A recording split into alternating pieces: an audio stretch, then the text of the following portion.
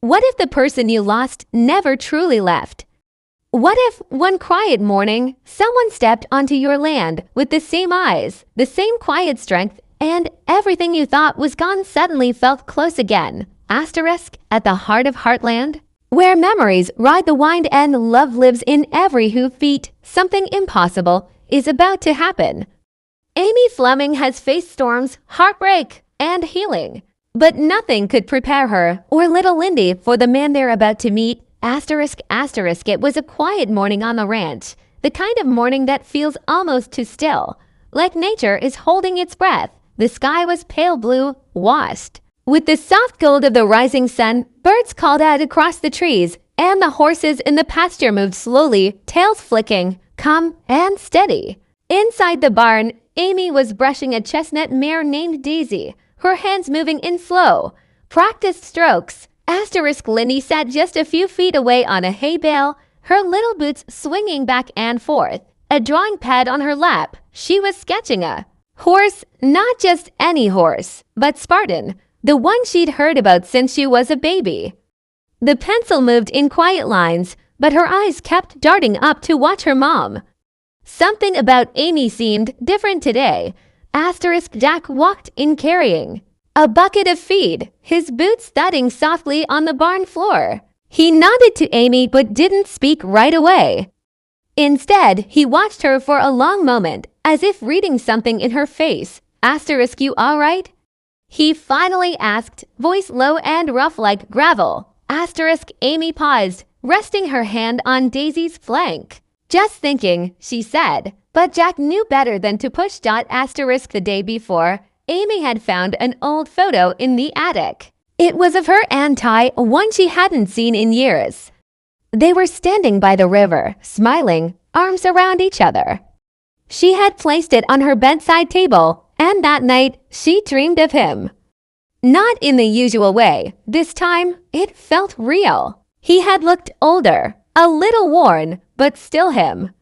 And he had said something she couldn't forget. Asterisk, I'll see you soon. Asterisk now. As the sun lit up the rafters and warmed the wooden walls of the barn, Amy couldn't shake the feeling that something was coming, something she didn't understand yet. Asterisk outside. The sound of gravel crunching broke the silence. Tires on the drive, a vehicle they didn't recognize. Lyndi hopped off the hay bale and ran to the open door. Asterisk, Mommy, someone's here. Asterisk Amy followed, wiping her hands on her jeans, heart suddenly picking up speed. Jack stepped out behind her, hand resting on the railing of the porch. Asterisk a dark truck rolled to a stop near the gate. The engine cut off, and for a moment, nothing happened. Then the door opened and a man stepped out. Asterisk he looked like he didn't belong there, and yet, at the same time, like he had always been part of the land. He wore a worn leather jacket, dusty jeans, and carried himself like someone who had been on the road a long time. His face was partly shadowed by a ball cap. But when he looked up, Amy froze. Asterisk the eyes. Asterisk it was the eyes. Asterisk Lyndi, without understanding why, grabbed her mother's hand tightly. Asterisk Mommy. Who is that? Asterisk Amy couldn't speak. Asterisk she knew it wasn't Ty. That would be impossible. Asterisk but somehow, in the way he stood, the shape of his jaw, the way he looked right at her, it felt like Ty had returned. Asterisk and for the first time in a long time, Amy didn't feel alone. The man didn't move right away. He stood still, just outside the gate, as if unsure whether to step forward or turn back. His face was calm, but his eyes, they were searching. As if he was looking for something or someone he had imagined 100 times in his mind, but had never seen in person. Asterisk Amy took a slow step forward, her boots crunching softly against the gravel. She couldn't take her eyes off him. Jack stayed back, watching with a careful eye, protective as ever. And Lyndi, still holding her mother's hand, peeked out from behind Amy's side. Asterisk, I'm sorry to show up like this, the man said finally, his voice steady but quiet. I wasn't sure if I should come. Asterisk Amy blinked. The voice, not exactly like Ty's, but close enough to stir something deep in her chest. She swallowed hard, trying to push down the storm rising inside her. Who are you?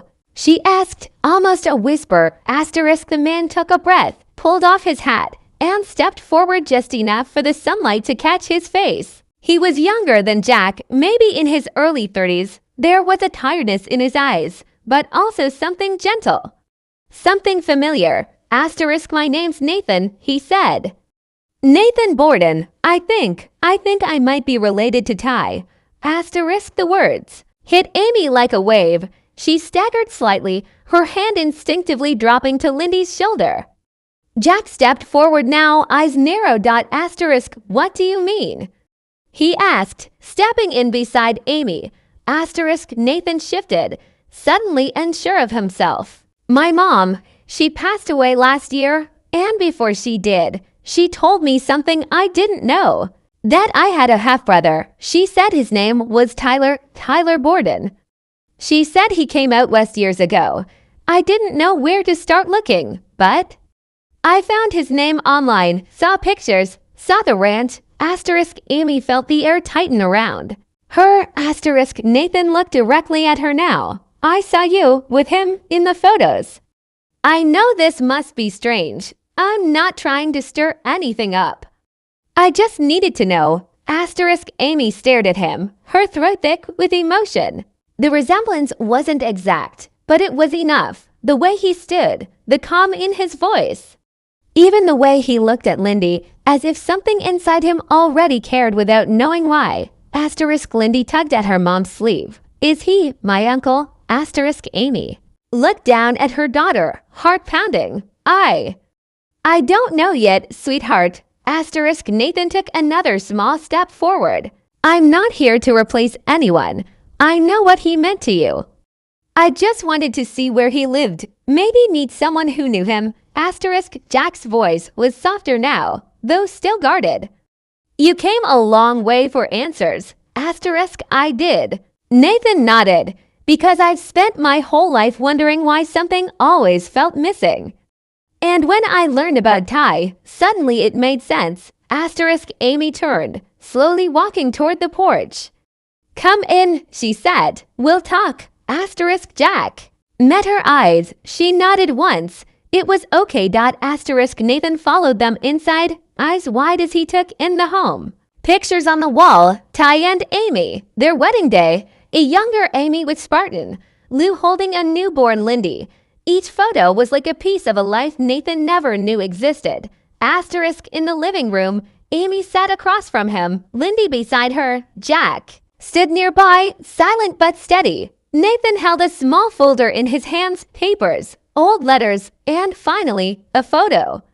It was faded, folded at the corners. A young Ty, maybe 16, sitting beside a woman on a back porch. Nathan pointed to her. That's my mom. She said they had a short time together. She never told anyone. Not even me. Amy reached for the photo with trembling fingers. The boy in the picture. It was unmistakably Ty, a younger version, but him all the same. She pressed the photo to her chest. The room was silent, heavy with emotion. Lyndi leaned into her mom, sensing something she couldn't quite understand but could feel.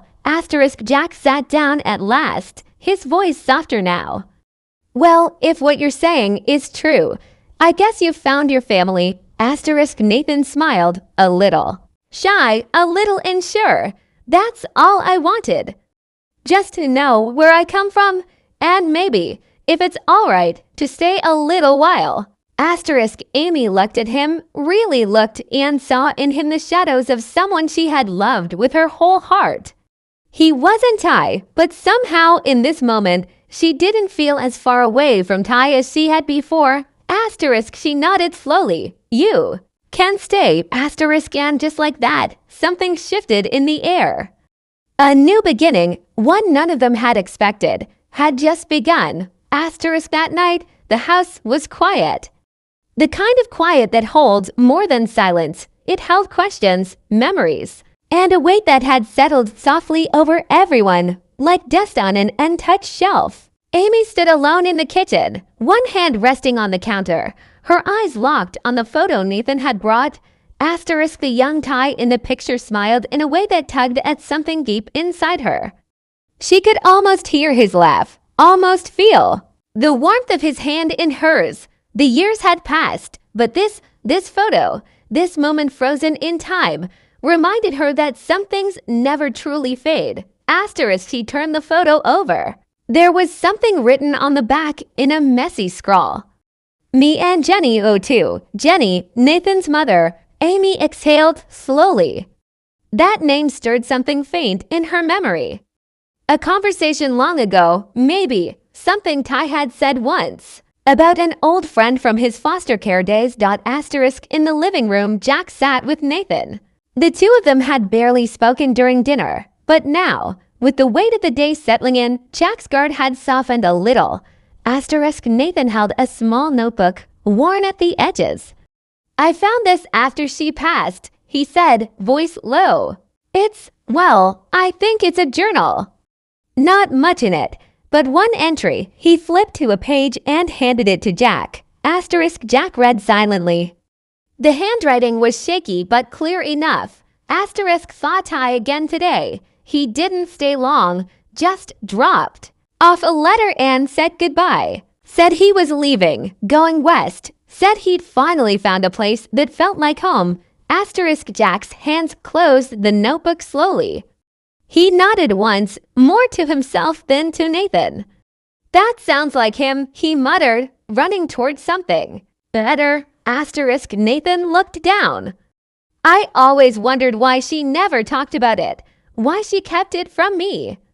Maybe she was protecting herself, or maybe she thought he wouldn't want us. Asterisk Jack studied the young man across from him. The pain in his voice wasn't loud, but it was real, familiar like echoes from a long time ago. Asterisk. Meanwhile, Amy had moved to the porch, standing out under the wide Alberta sky. The stars above were sharp and bright, scattered across the darkness like tiny lanterns. She remembered another night, years ago, when she and Ty stood right there, watching the stars, talking about Lyndi's future. They had made promises. They had dreamed together. Asterisk suddenly, as if pulled by memory, the wind picked up, soft but insistent. Amy closed her eyes and let it wash over her. For a moment, everything else faded away, asterisk and in her mind. He was there, asterisk a vision, or maybe just a feeling, of Ty standing beside her. Older, like in her dream, his eyes full of love, but also sadness. And he said, just like before, you'll know what to do. Asterisk Amy opened her eyes, heart racing. It felt too real to be a dream, too strong to be her imagination. Asterisk inside, Lyndi tiptoed into the room where Nathan sat. She climbed into the chair beside him without saying a word. Just looked at him, studying his face like she was looking for pieces of someone she knew. Asterisk you. Kinda look like the man in the pictures, she said softly. Asterisk Nathan smiled. That's what everyone says. Asterisk, did you love horses too? She asked. Asterisk, I didn't grow up around them, he replied. But I think I would have. Asterisk Lyndi nodded. Maybe we can teach you. Asterisk Amy had come back in, unseen, and stood quietly by the doorway watching them. The way Lyndi spoke, so open, so willing, made Amy's throat tighten. Asterisk, this wasn't a stranger anymore. Somehow, Nathan belonged here, not just because of who he might be, but because of what he brought. With him, a connection, a reminder, a chance to feel something that had been empty for far too long. Asterisk later that night, Amy pulled out a small wooden box from under her bed. Inside were letters, old ones from Ty.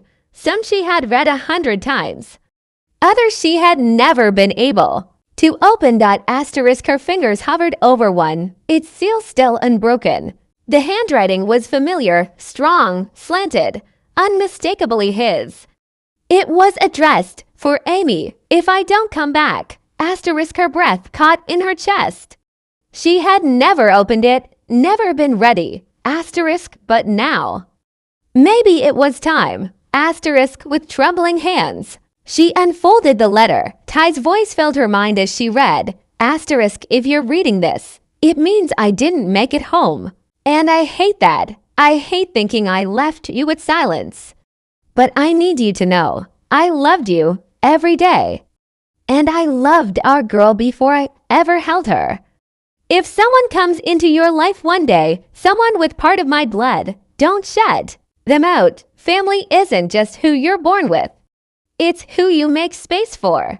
Asterisk tears rolled down Amy's cheeks. Asterisk Ty had known. Asterisk he always had a way of knowing. Asterisk she folded the letter, held it to her chest, and whispered into the quiet, I hear you. Asterisk and in that moment, the past and the present finally met. Asterisk morning light poured through the windows like honey, soft and golden, gently waking the quiet home. It was peaceful, almost sacred. Amy stood at the sink, still in her robe, a cup of coffee untouched in her hands. Her eyes were tired, red from tears, but clear. Last night's letter still sat open on the table beside her, not hidden away again, not buried. Left out, as if Ty's words still lingered in the air. Asterisk down the hall, Lyndi was getting dressed, humming to herself. Her voice carried lightly through the house, cheerful, warm. The way children always seem to know how to find light, even in the shadow of something they don't fully understand. Asterisk Nathan had woken early too. He had spent the night in the guest room, the one that used to be Ty's when he first came to Heartland. That meant something. It felt like the right room. He stood at the edge of the pasture now, staring out at the horses grazing in the morning dew. Amy watched him from the porch, arms crossed tightly, unsure of what to say, but knowing the moment had come. Asterisk he stepped outside. Asterisk I opened it, she said, her voice quiet but steady. Asterisk Nathan turned slowly. The letter. Asterisk Amy nodded. He mentioned you, not by name, but he knew. Somehow he knew there was someone out there, part of him, he said. He hoped I wouldn't shut them out. Asterisk Nathan's shoulders relaxed just slightly, and he looked away for a moment, blinking hard. I didn't think he even remembered us. He was just a kid when he left. Asterisk Amy stepped closer. He remembered everything. Asterisk a long pause hung between them, not heavy, just full. Full of the space where grief meets healing, where something new begins to grow in the cracks left behind. Asterisk you don't have to stay if it's too much, Nathan said, finally. I just wanted to come, to say I tried. You've given me more than I thought I'd find. Asterisk Amy shook her head gently. You don't have to go, Nathan. Not if you don't want to. Asterisk he looked up. You sure? Asterisk I'm sure. Asterisk behind them, Jack walked out with 2 mugs of coffee. He handed one to Nathan, who took it awkwardly, unsure how to act like family yet. Jack gave him a nod, not approval, but something close, a beginning. Asterisk you ride? Jack asked casually. Asterisk Nathan shook his head. Not unless you count riding the subway. Asterisk Jack gave a half smile. We'll fix it. Asterisk later that morning, Amy took Nathan to the barn.